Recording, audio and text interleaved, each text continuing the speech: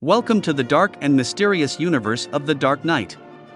In 1989, director Tim Burton brought to the big screen a new interpretation of the iconic character Batman, created by Bob Kane and Bill Finger. With a Gothic atmosphere and a plot full of action and intrigue, the film became a box office success and an instant classic. In this video, we will explore the synopsis of this unforgettable movie, from the hero's origin to the final battle against the infamous Joker. Get ready to enter the dark world of Gotham City and discover what makes this film so vivid even today. In an alley in Gotham, a tourist family is attacked and mother and son are threatened.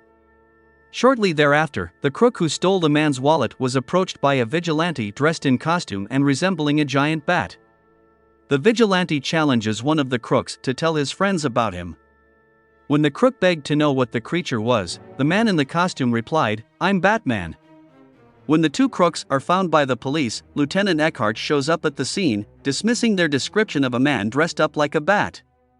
However, the crime scene was quickly discovered by Alexander Knox, a reporter for the Gotham City paper who has been following the bat attack. Knox has so far counted 8 sightings in under a month, and asks Eckhart if it's true that Police Commissioner Gordon has opened a file. Eckhart just dismisses the oddball reporter. Meanwhile, Gotham's mayor held a press conference to introduce the city's new district attorney, Harvey Dent. Harvey promises to clean up Gotham and make it a respectable place again. The press conference comes just weeks before celebrations celebrating Gotham City's 200th anniversary.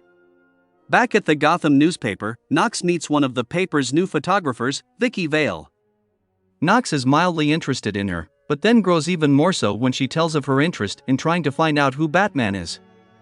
Knowing Commissioner Gordon has the vigilante's file, Knox plans to attend a fundraiser at millionaire Bruce Wayne's mansion, which Gordon will also attend. Vale also decides to accompany him. Mob boss Carl Grissom is furious over Harvey Dent's persistence as he believes new DA can uncover her ties to Axis chemical plant. One of Carl's men, Jack Napier, nonchalantly suggests they break in and steal the files that could incriminate them. Carl takes to this idea, and recommends that Jack is the man for the job. Despite Jack's opposition, Carl persists, referring to him as his number one guy, about to set himself up to be murdered, unaware that Carl has discovered through Eckhart that Jack has been having relations with his mistress Alicia. Knox tries to talk to Gordon at the charitable event but is unsuccessful because the commissioner denies that there is a Batman out on the streets. Meanwhile, Vicky joins up with Bruce Wayne, who comes across as a little reserved. Bruce eventually excuses himself when his butler Alfred requests his presence. In a secret command center, Bruce reviews video footage of the party and catches Gordon talking to an associate who has received a tip that Jack Napier is going to Axis Chemicals to clean it out. Lieutenant Eckhart is handling taking care of him, but Gordon goes there to take charge. The papers Napier's men were looking for are no longer there when they open the plant safe at Axis Chemicals. Jack warns his troops to be careful because he thinks it might be a setup. Shortly after, Eckhart and his men ambush them. Gordon shows up shortly after the gunfire and demands that Jack Napier be taken alive. During the chase, Jack kills Eckhart as revenge for double-crossing him. Batman eventually corners Napier and catches him just before he falls into a vat of chemicals. Batman, though, slips and Jack falls in. Batman is spotted by Gordon, who commands him to stop, but the caped crusader manages to escape. Gordon then tells his troops to keep quiet about what they saw. Hey everyone! If you liked the video, don't forget to like it, subscribe to the channel and leave a comment. Your participation is very important to us and helps keep the channel active and produce more amazing content for you. We really appreciate it. The next day, Napier's death is ruled as a suicide, but Knox suspects that Batman ended up taking care of Grissom's man. Knox asks Vicky to help him further investigate the case, but she blows him off, saying she has a date with Bruce Wayne. Truly, Napier has figured out how to get by, and advances toward a dingy specialist to have his face fixed. In any case, the synthetic compounds he fell into have for all time dyed his skin white and turned his hair green. As well, his face seems frozen in a permanent grin. Jack then returns to Grissom's penthouse, having concluded that he had Eckhart tip off the cops, and that Carl set him up to die. Revealing his newly changed face, Jack claims to now be the Joker and kills Grissom. In the meantime, Vicky and Bruce share a somewhat calm night in Wayne Estate. While Vicky is somewhat interested by Bruce, she finds that the enormous estate doesn't appear to ponder a lot of him. At the point when she welcomes him to an excursion, he declines, saying he needs to leave town for specific reasons.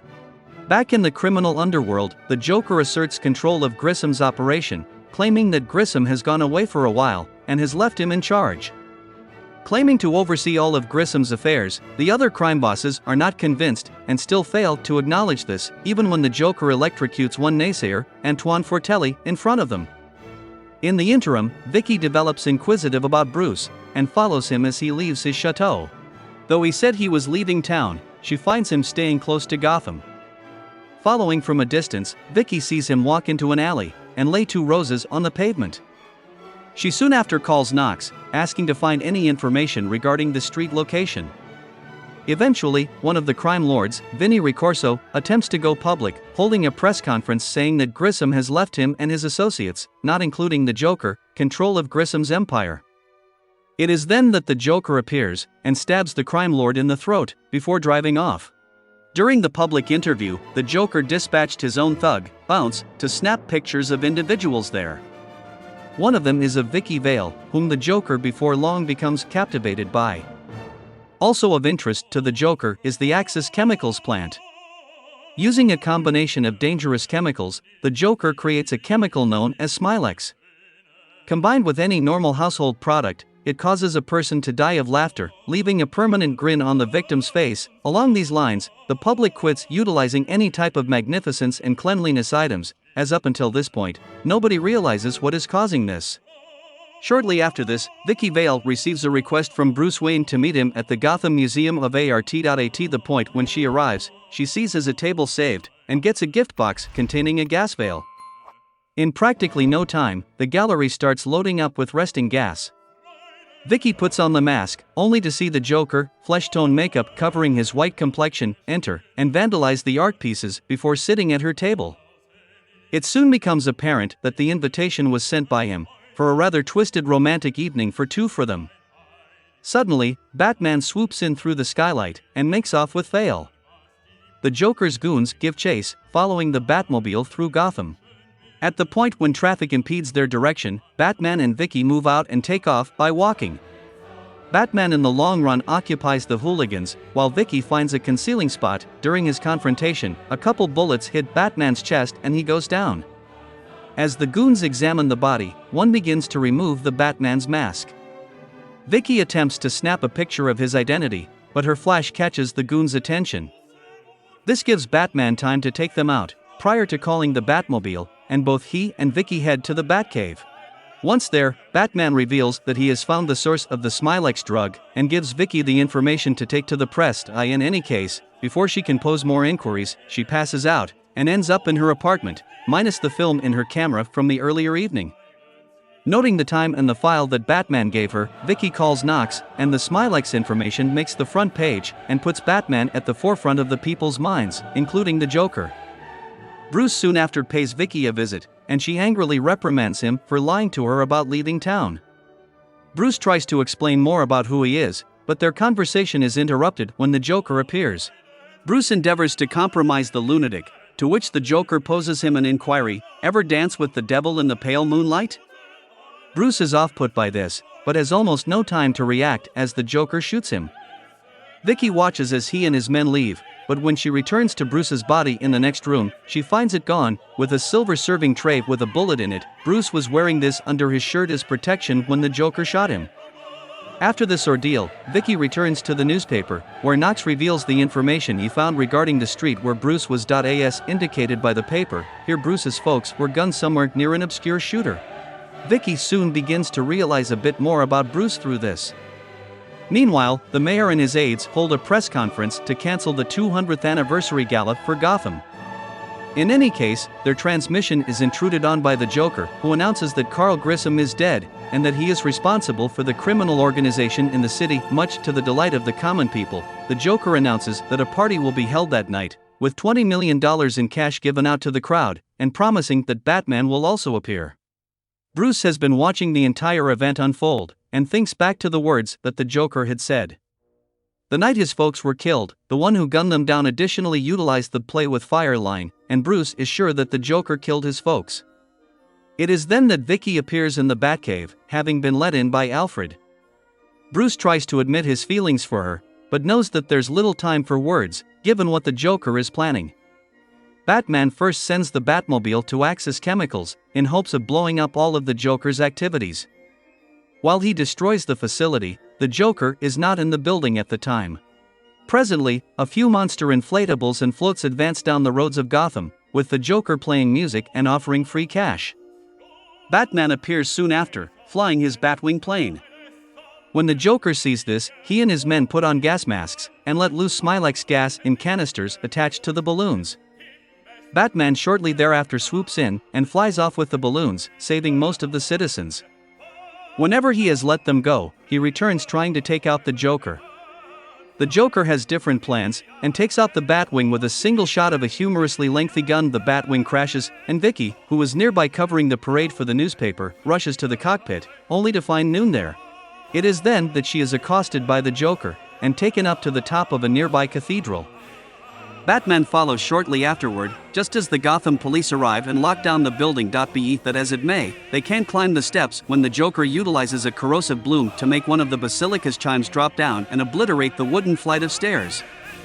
At the top of the tower, Batman confronts the Joker, blaming him for the death of his parents. However, before Batman can properly take care of the Joker, the clown ends up two-timing both Batman and Vicky, and soon the two are dangling from the top of the cathedral. Shortly thereafter, the Joker's helicopter appears, and the Joker attempts to get away.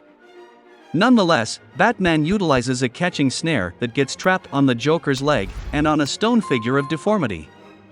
The weight of the gargoyle ends up causing the Joker to fall to his death. In the aftermath of the ordeal, the Joker's men are captured, and it appears that Gotham is now safe.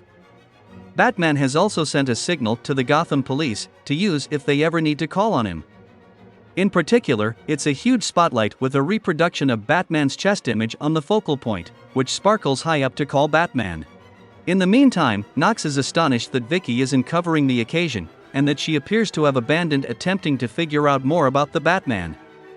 As she walks away, she is greeted by Alfred, who is there to escort her to Wayne Manor, with the caveat that Mr. Wayne will be a little late. Meanwhile, Wayne is on the rooftops of Gotham as Batman, contemplating the bat signal and still waging his war on evil. And so we conclude our journey through the dark universe of 1989's Batman.